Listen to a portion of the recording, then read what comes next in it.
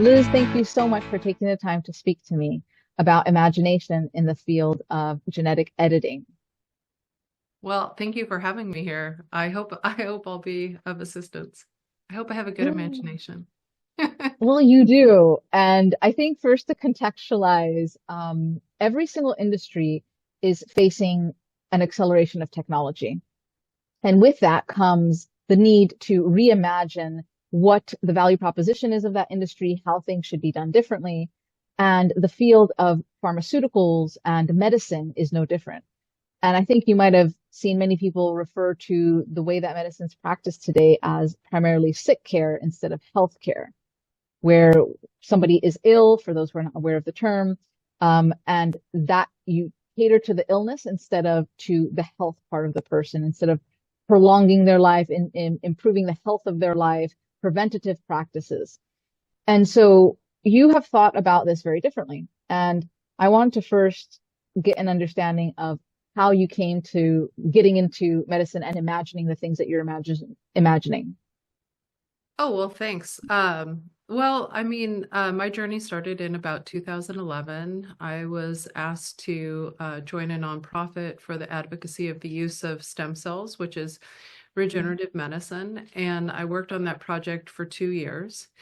And it actually had a lot of strange areas that sort of unveiled themselves to me. And some of those areas were the pace of medicine, the things that Mhm. we could see in research that was working, and then the access to patients.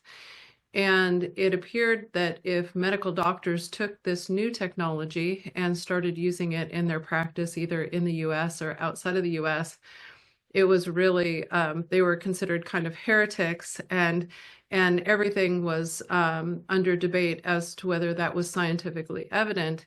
But when Mhm. all of the same work was done in Harvard or Stanford, it was high science, and it was having a beneficial effect on model organisms. So I really delved deeper than I was supposed to do. I was supposed to just work on educating the public what stem cells were and where they came from and how we use them, and debunk the myth of fetuses being used in stem cell research, which was a very, very, very rare incident. But the Bush administration had taken away funding from stem cells due to embryonic use. Embryos, of course, are not fetuses, and the embryos used in research were coming as the cast-offs from IVF clinics, meaning that Mm. people were trying to get pregnant. They used one or two embryos and they decided to discard the rest. And that's where most of the embryos were coming from. And again, those don't Mm. have differentiated tissues. They're not fetuses. But anyway, most of the work in stem cells, 90% of it or more, is a patient's own cells. And the whole Mhm. area had been defunded, and yet there was all this promising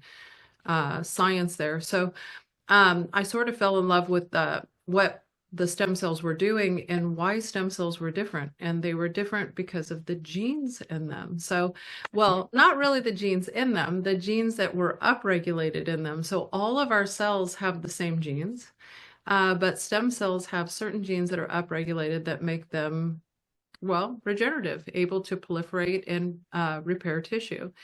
So I sort of went down the Just rabbit hole. Yeah, sure. a clarification question for anyone who doesn't Uh, understand what an upregulated gene means. Oh, Could you sure. explain? So an upregulated gene is a gene that's turned on, and a downregulated gene would be one that has been turned off. And this pattern changes over your lifespan. That might be something we want to get into later, but it certainly happens in cells. And that's why the cells in your nose are nose-like. Some of them can help with smelling and structure. And why the nose and your toes are very different. It's because of the pattern of expression, and it's very important in order to build an organism. But with regeneration, it's also very important that we have cells that can replace and repair damaged tissues, and that's what stem cells do.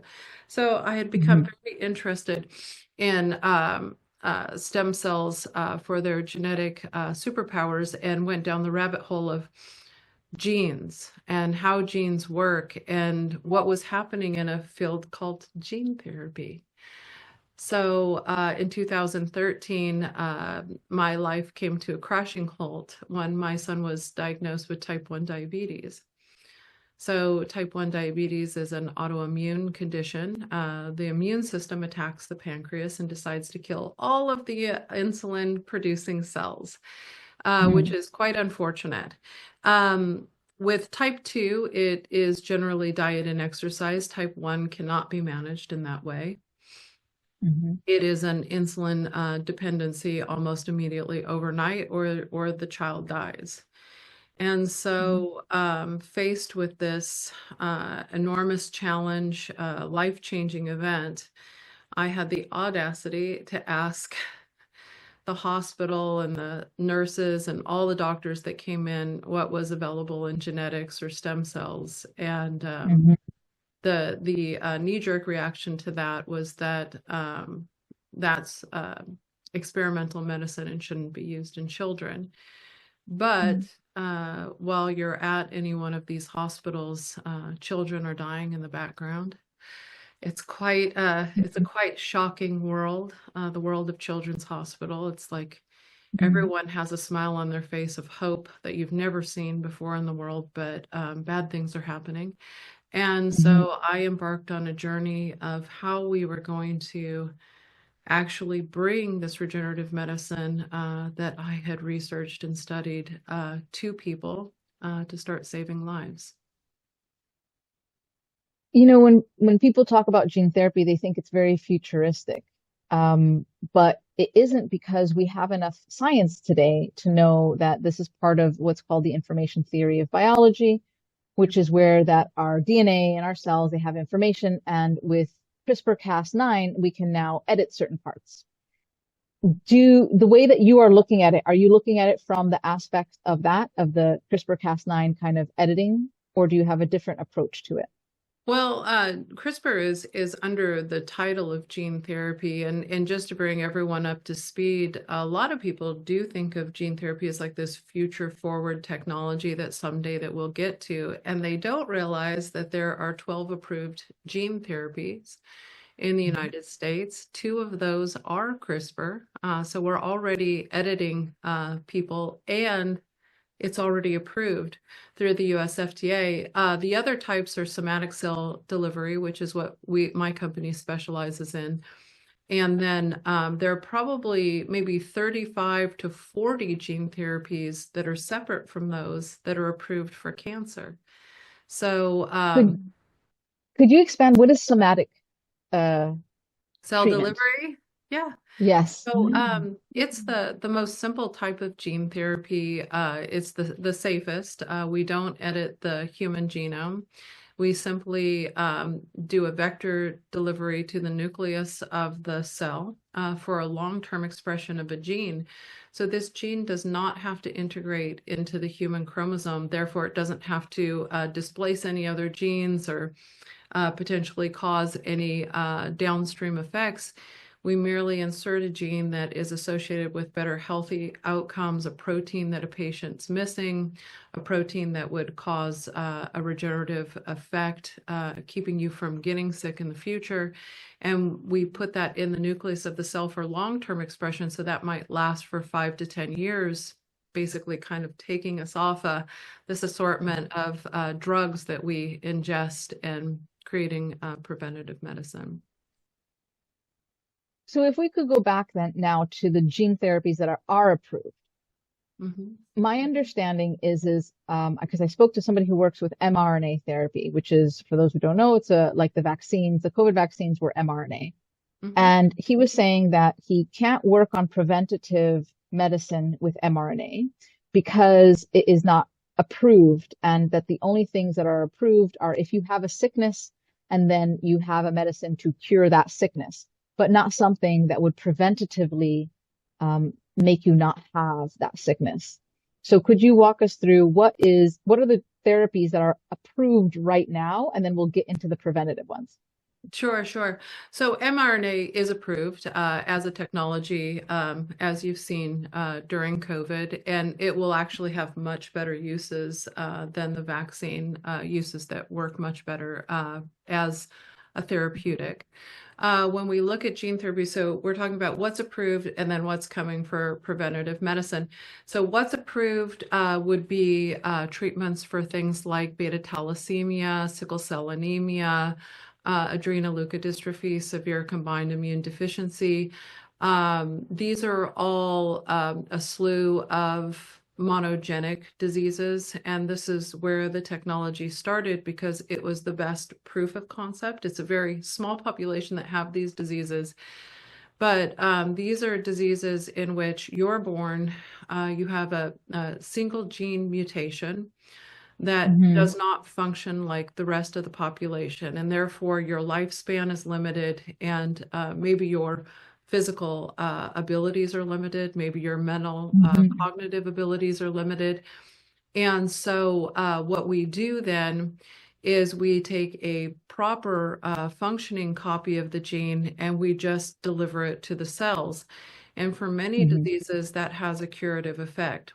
It actually overrides the poor copy. Believe it or not, you don't necessarily need to edit out the Amazing. bad copy of the gene in every disease. And so these people then go on to have a normal functioning life. And then Hmm. on the other hand, when we get to the preventative medicine, these are genes that are associated with longer and healthier lifespan. They're human genes that are associated with better outcomes in aging-associated non-communicable diseases and childhood Hmm. diseases. So every gene that my Hmm. company chooses, we go after a large market, which would be preventative medicine in aging-associated diseases like dementia, cancer, and heart disease. And then Hmm. they're also a co-established gene for a childhood disease. So these are not yet, these preventative ones that you've talked about, these are not yet approved. We don't have these in the market just yet. No, they're not approved through the regulatory system, but they are approved to be used in what's called an investigator-initiated clinical study. So we work with groups that offer these in those type of studies. Those are legally run clinical trials. They're just not sanctioned by some of the bigger, let's say, regulatory systems. So the US FDA has a very, very difficult time approving for use regenerative medicine because it's really set up as a pharma regulatory framework. They're an on-ramp for old drugs, and they've had a Hmm. really challenging time meeting the needs of regenerative medicine. They've made a lot of changes to try to onboard that, but they're just not set up for that. And so, I spend a third of my time on regulations, creating pre-regulatory paths that will then turn in the two paths for regenerative Hmm. medicine, getting patients access now who critically need this new Yep. medicine, and then onboarding those into the regulatory system as it's prepared for this type of medicine. So there's clearly an identity imagination problem with those who are regulating this because it is their job to help get things into the market that help our health. And then secondly, there's an imagination problem as to why we can't get this faster into clinical trials so it can be more normal. I'd love for you to speak to what are the hurdles that you've seen when you tell people, hey, look, we've got this science. We think this can help millions, hundreds of millions of people. And at the end of the day, we want a population that's healthy. If we can prevent Alzheimer's and if we can prevent sarcopenia, which is muscle degradation that naturally happens as we age, um, why wouldn't we want to do this? What is the struggle you're seeing with people wanting to jump into this? Well, I mean, we have taken human data that has been done in clinical studies to the US FDA, and they essentially just say, go back and do millions of dollars of more animal studies. but the animal studies were already done. And so this must be a stopgap of, we don't understand how to actually deal with this new medicine. Also, the biggest lobbyer in the world is pharmaceuticals. And I mean, if you look at some of the books that ex-FDA regulators write after they come out of the FDA, it's pretty damning. So Mm, we're set up. I'm not saying there's a conspiracy. I'm saying we're set up for a sick care system. And these right. are big companies that basically have, tens of thousands, if not hundreds of thousands of employees. You know, Hmm. disrupting that space is probably something that countries don't want to do, but they need to do. And what we're seeing is countries all over the world start to onboard this technology very quickly. And they're creating Hmm. regulatory paths from China to the Middle East to small countries all over, especially countries near to the US. You're seeing new laws be signed into order that help those countries because they want to leverage the ability to take on board all of these patients and lift up their countries and also not have to pay for the high cost of aging associated diseases. One of the countries moving the quickest is China. Makes sense. They'll have more people over the age of 65 by 2030 than the entire population of the United States. And they want to keep these people working. They want to keep them healthy. And the research reflects that they should. David Sinclair's lab did a paper a few years ago that showed that the US government alone, if we only could slow aging by 1 year, and I would bet you money we could do way better than that, but if we could only slow aging by 1 year, the US government saves $38 trillion in 1 year. And that doesn't cover the cost of each family who's taking care of their own family members who are getting sick. It doesn't account for any of the personal costs to society. So Mm. the numbers are there, and other countries are running for this. The US FDA is making the United States itself fall behind, and we will Mhm. not be able to meet the needs of the population here unless we move quickly with new plans like we work on. It's very frustrating to have the amazing new technology, but like not have access to it. And what I'm trying to understand is what is the narrative problem? Like, why can't we make that leap from sick care to health care, even if we had to do a bridge where it's like, oh, we're fixing the sick people of the future today so they don't get sick? Like what are you seeing? Like, why can't we bridge this narrative into this new version of medicine? What is the imagination problem here? Well, I think that it's a highly regulated area. Even though the FDA is supposed to be covering our food, if you've been paying attention, the United States has been hit with more food associated outbreaks than ever before, just in the last couple of years. We have had massive recalls in a multitude of areas due to our farming and agriculture. Um, We've seen, on the other hand, areas that are less regulated, like software and computing, just shoot right forward. So we saw, AI come forward in its most basic form now, and it's blown Mhm. people's minds. But the truth is, their healthcare would be doing that if we moved just as quickly, and we can be safe and Mhm. move quickly for patients who need it most. And so I think that the idea of the general population is that this is a highly regulated area and somebody has this under control. But the truth of the matter is that the high costs of the US FDA and the over-regulated standards of non-predictive animal models, you can treat a mouse for 20 years with the same genes. You can get the same longevity outcome as we've seen in multiple labs with the same genes. That doesn't say how a drug will work in a human.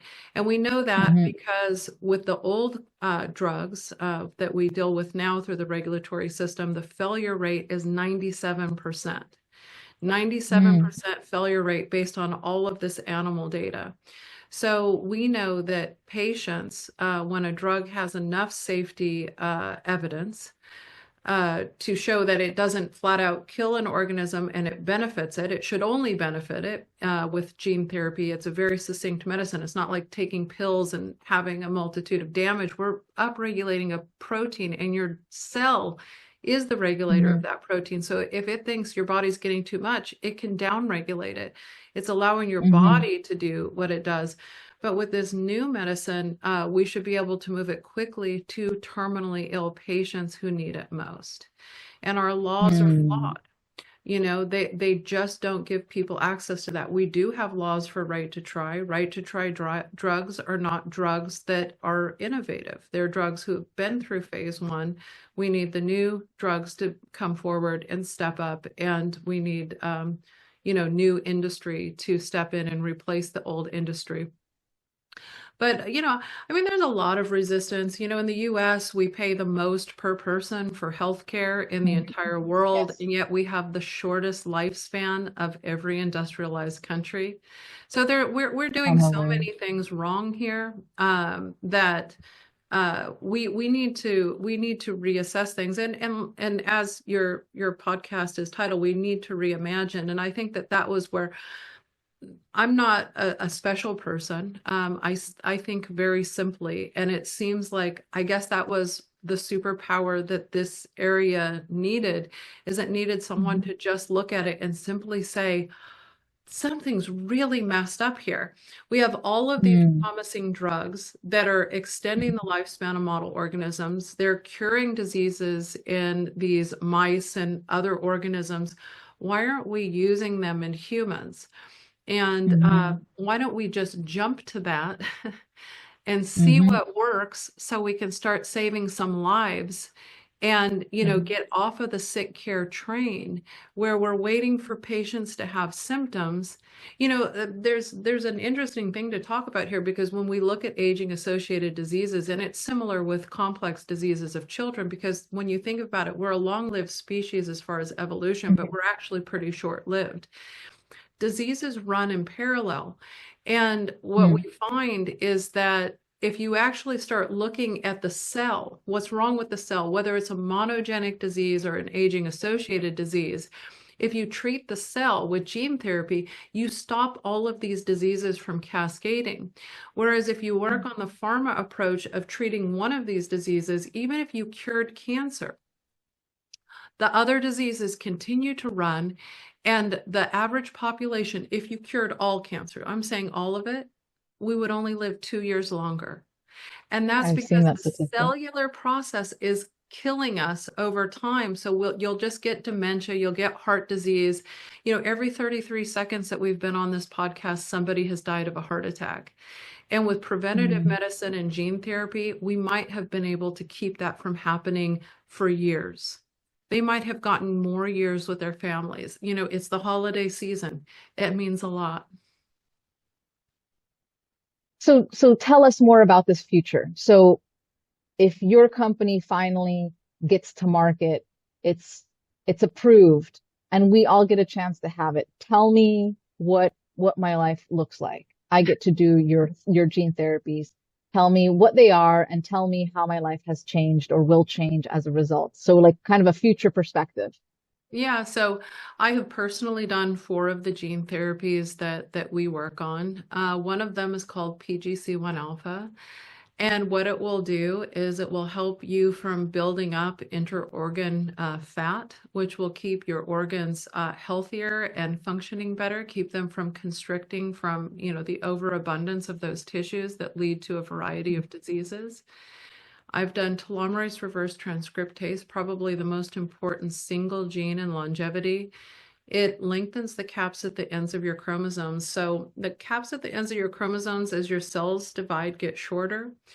24 species are now, we know that the lifespan of 24 species are bound by how fast these telomeres shorten. So it's the rate of shortening and not how long the telomeres are. And we know that now.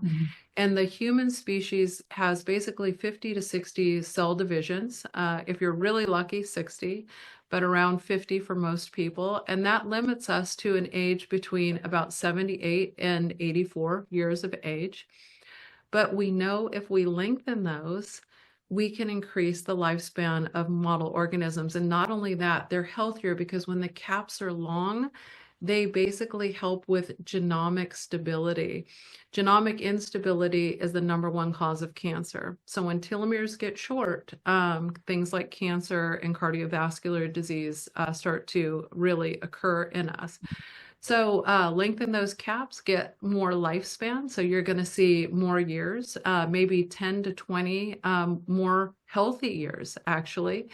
And that's pretty amazing. And, you know, spending your time later in life doing the things that you love, hiking, biking, tennis playing, whatever that is. Another gene is called follistatin, and it increases muscle mass. And if you see my arms there, all of my body has more muscle mass on it. It basically keeps you from getting frailty for some number of years. It increased the lifespan of model organisms by 32%. Telomerase was 41%. So you can see that these two together might have a synergistic effect and help us live healthier longer.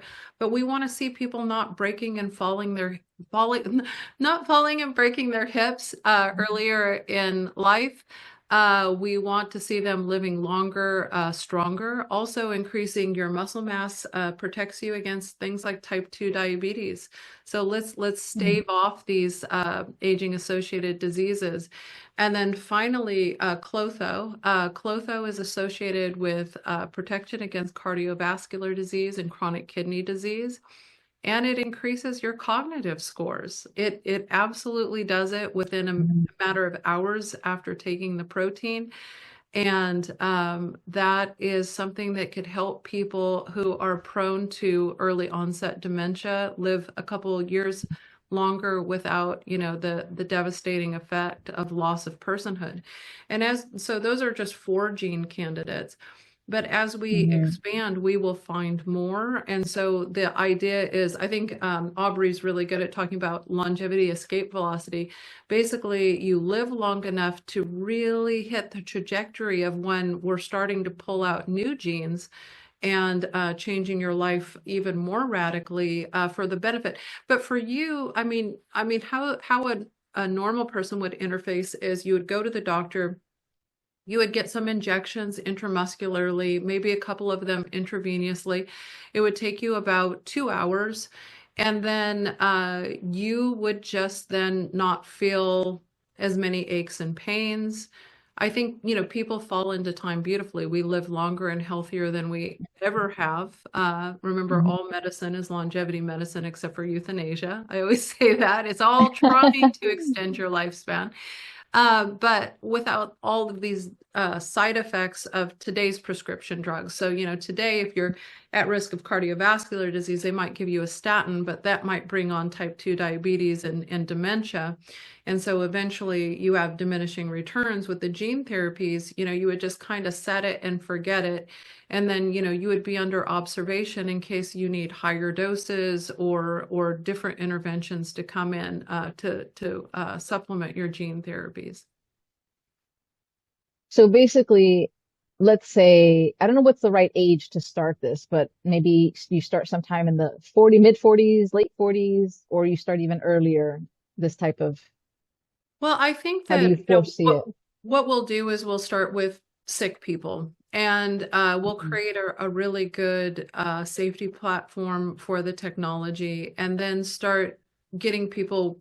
What we would suggest, if somebody wanted to participate in some of these and they were healthy, we would say after your childbearing years. And then we would definitely move them as young as the health authorities saw fit, because they're somatic cell delivery, so they should not affect your offspring at all. They don't go to the germ line, so they should be safe for all human bodies eventually to use at a young age, because of course you want to stop the damage from happening before it does. But again, this is new medicine, so I don't want to freak people out and make you think that you have to go out and take these. You know, you should wait until they're safe for your age group.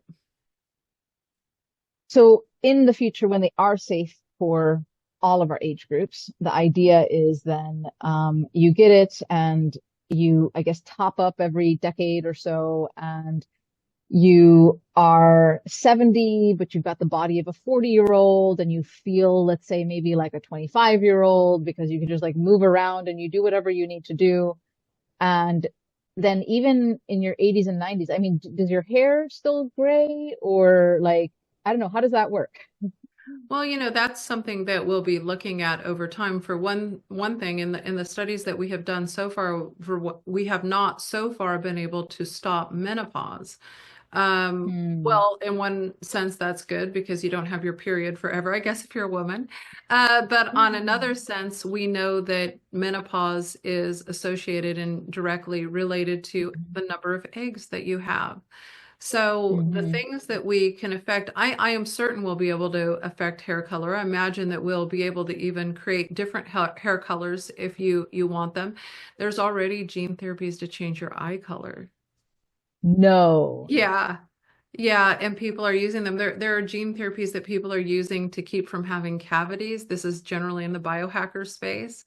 There Wow. are gene therapies for lactose intolerance that are again in the biohacker space. Um, this is it is an emerging area. Our company focuses on the health aspects, but there is a lot of known genes. Well, heck, there's the gene we have in our bodies, but it's turned off for vitamin C.